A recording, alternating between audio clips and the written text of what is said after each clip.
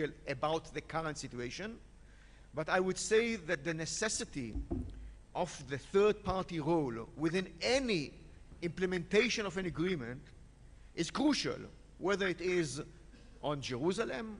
I mean, we need a third-party forces in order to maintain and actually implement any agreement on Jerusalem, which eventually will be a shared city with maybe split sovereignty, but with a third party, if we would like to keep it as much as possible an open city, or at least the Holy Basin or the Walled City as an open city.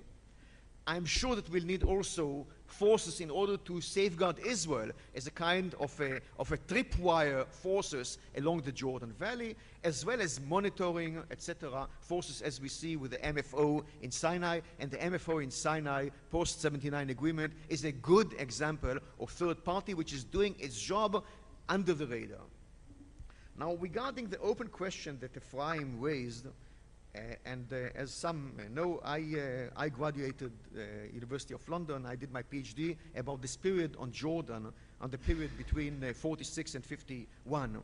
So I will answer as an historian, not as an Israeli Ephraim, as an Israeli historian maybe, but as objective as possible. The reason that 48 didn't lead to a Palestinian state is quite obvious. The Arab regimes didn't want a Palestinian state. I mean, neither Jordan, definitely not Abdullah, King Abdullah I, wanted a Palestinian state. Actually, together with Israel, I mean, before the war, the thoughts were not in order or in favor of a Palestinian state post 48 declaration of state by Israel, as well as the Egyptians. I mean, they wanted also their share of Palestine, and King Farouk didn't think about or hadn't thought about a Palestinian state. This was not the cards of the Arab conservative regimes at that time. Similarly, the Palestinian, and I won't enter into a historical lecture, believe me, but the Palestinian also thought at that time that Palestine, the entire Palestine, should be their state, and Israel doesn't have the legitimacy of neither declaring itself as a Jewish state as well as being there at all. But, and here comes the huge but, in 1988, 40 years later, the Palestinians made a strategical change, a Ben-Gurionistic change, if you want, of accepting partition, something that also in Israel before 47, we did not accept it. And the Palestinians accepted partition, and the partition is 22 on, I mean, Palestinian state on 22% and 78% for the Israelis. And since then, my question, my open question to ourselves, Ephraim, is why all Israeli regimes actually were against the Palestinian state. And if you ask me, and by this I'll end, if you ask me what is the real reason that we haven't reached a peace with the Palestinian and two-state solution, is actually no Israeli government really fostered the idea of two-state solution. I'm eager to bring in the audience in a moment, but I think these are two very important questions, and both our panelists want to respond, but if you can keep it brief, gentlemen. Well, I'm not a historian, so I don't want to question Ron's historical analysis. I just say I disagree with it, and I'll write an article about it. I definitely do not accept what he said about the absence of any desire about Israeli governments to have a two-state solution. I think this is incorrect. And I was present at the time, from my vantage point, to my surprise actually, to some extent at that moment, when the Palestinians made their decision in 1988, 40 years too late, unfortunately, and they decided to change their policy.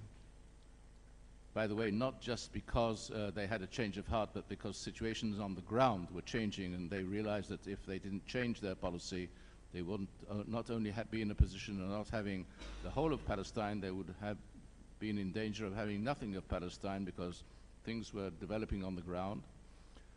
When they made that decision, within 4 years, you had the Oslo agreements, which you, Ron, were a party. But after the Oslo agreements, there were other negotiations as well. And let us not forget that it was an Israeli government which brought back Yasser Arafat to Gaza and handed over to him the Palestinian Authority which was set up. and actually installed him as the leader of those areas of Palestine in which the Palestinian Authority was going to exercise its rule.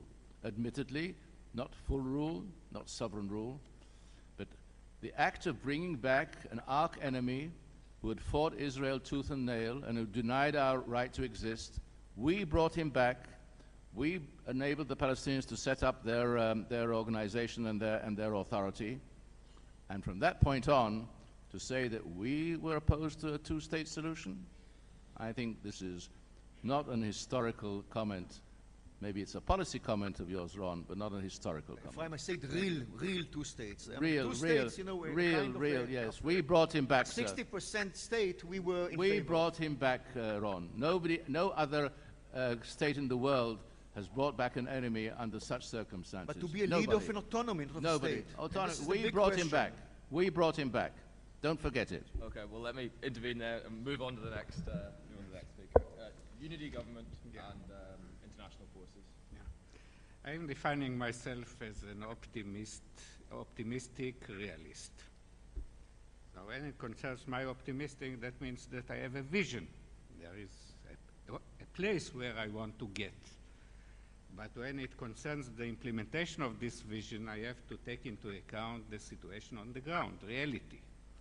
And that pertains very strongly to the question of Palestinian reconciliation. Because a few years ago, I used to think that Palestinian reconciliation should be a prerequisite for concluding a permanent status agreement.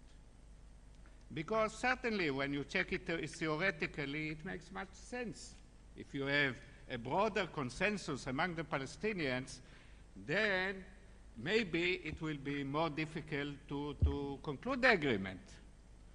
Maybe the negotiations will be tougher, but the implementation will be easier. But that was a few years ago, when the option of reconciliation seems feasible one, possible one. I am afraid that now the situation is different, and I am not impressed by the last contacts between Fatah and Hamas in Damascus, because I think it's political maneuvering. I think that the Abu Mazen government or the Fatah people want to send a message to Israel. They're saying that we should reach an agreement. Otherwise, we will have no alternative but to go with Hamas.